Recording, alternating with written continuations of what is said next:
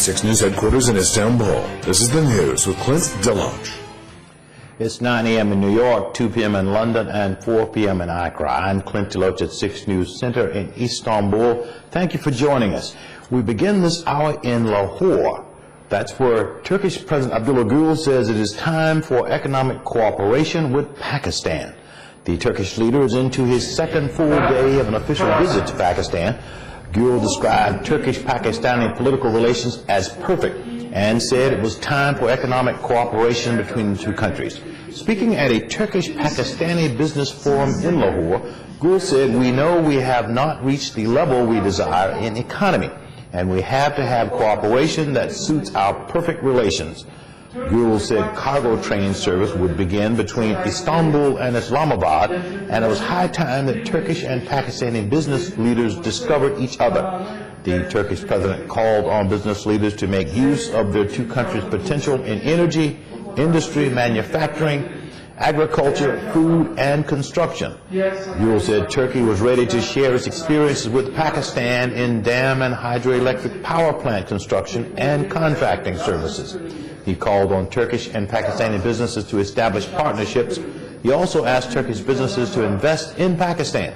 Let's get more now on Turkish President Abdullah Gül's visit to Pakistan. Dr. Rasul Rais is a professor of political science at Lahore University of Management and Studies in Pakistan. He joins us live on the line from Lahore.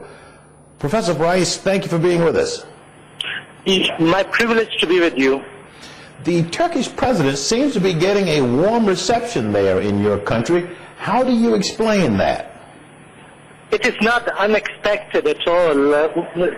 Traditionally and historically, there has been warmth between the two peoples of Turkey and Pakistan.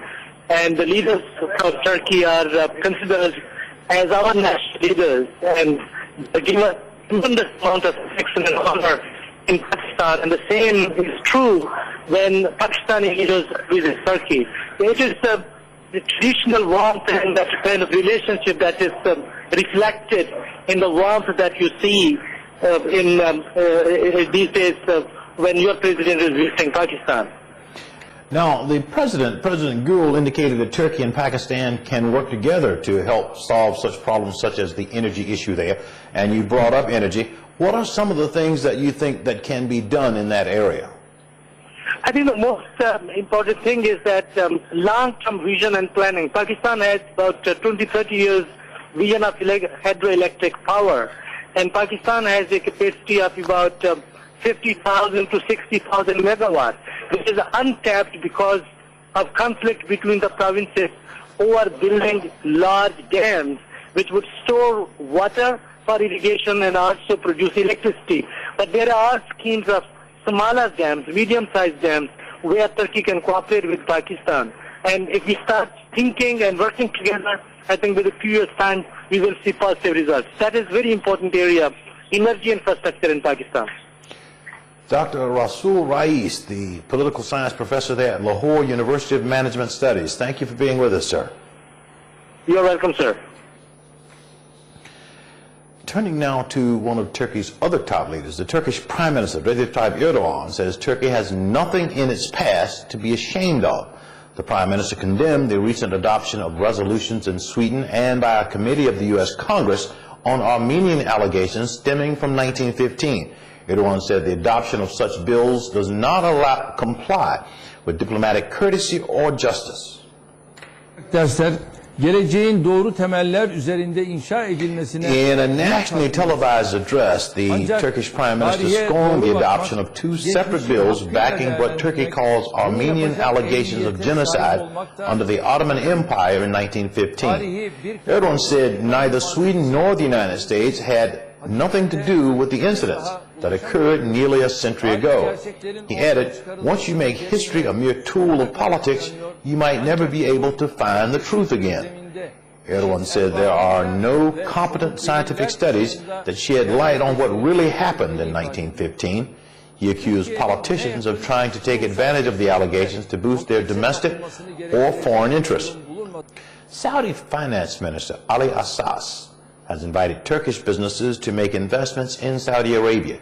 He's vowing to solve the problems facing business people in that country. The finance minister says Saudi Arabia would invest $400 billion in Turkey over the next 4 years.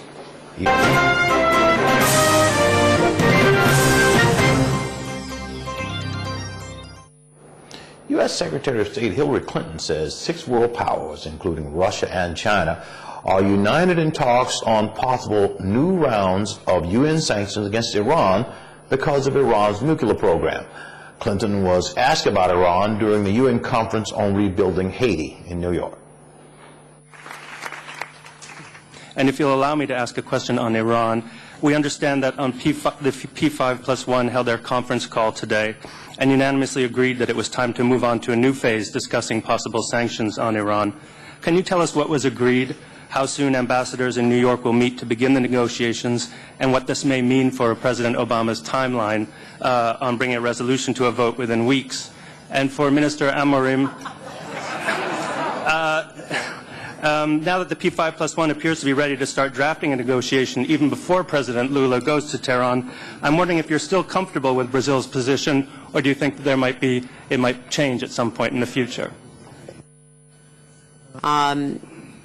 On your last question, I think you accurately described the P5+1 position. It's been a unified consultative group for more than a year now, and it continues to be unified, and there will be a great deal of further consultation, not only among the P5+1, but other members of the Security Council and other member nations during the next weeks.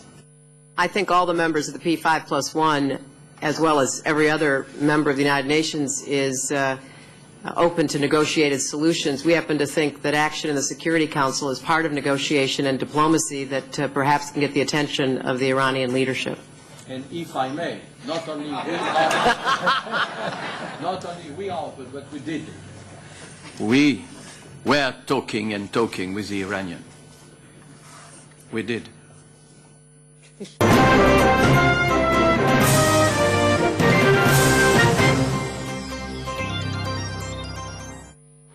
Tensions between the West and Afghan President Hamid Karzai have escalated after he strongly rebuked foreigners for interfering in Afghan elections and causing fraud.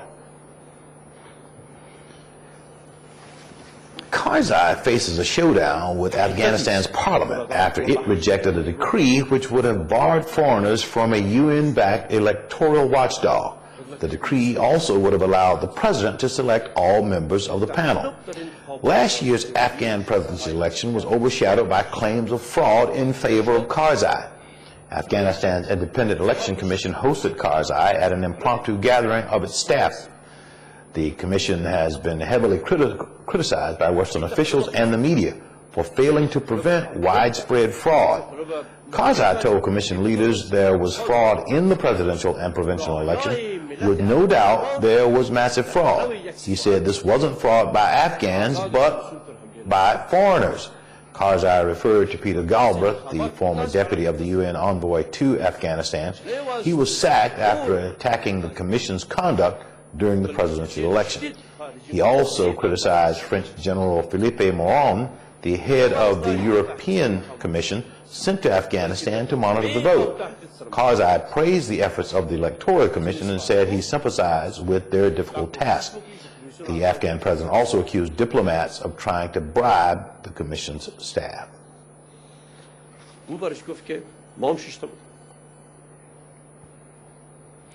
U.S. Senator John Kerry held talks with Lebanese officials as part of a Mideast visit that will include a visit to Syria, where he will hold meetings with Syrian President Bashir al-Assad. I think you're right. We are very, very grateful for the leadership that the Prime Minister has offered, not just here in Lebanon, but also to the peace and stability in the region.